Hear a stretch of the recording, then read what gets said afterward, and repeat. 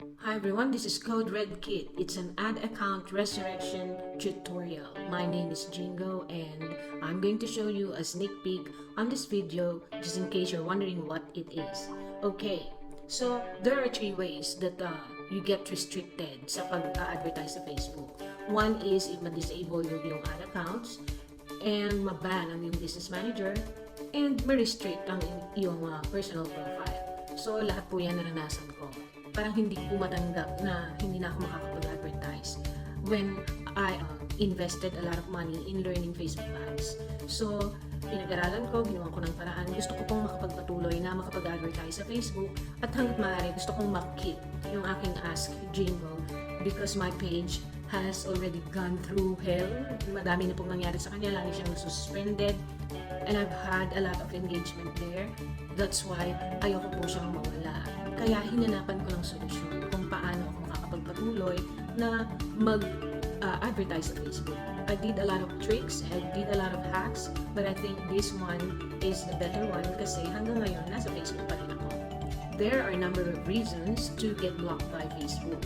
One is kumukuha sila ng feedback sa mga customers po ninyo.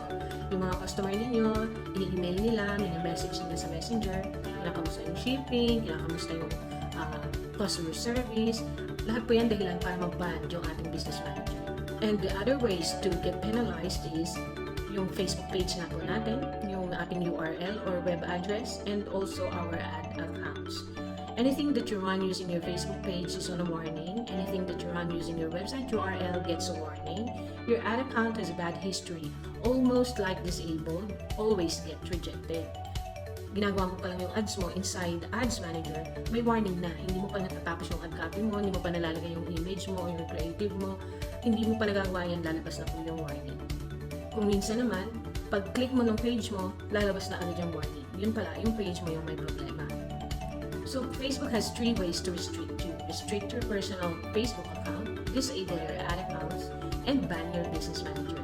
But some of you probably have seen my ads and they are ongoing as of the moment.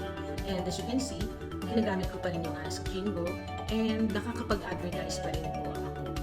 The good thing is, makakapag-advertise ulit ako ng business ko. And that's the most important. Now, if you want to know how I did it, you can access the kit for 890 pesos. I'm planning to sell this for 1,890, so 1,000 bucks on your savings. And this is only for the first 20 people. If you're interested, then you can go to askjingo.com/codered. That's it, and I'll see you inside.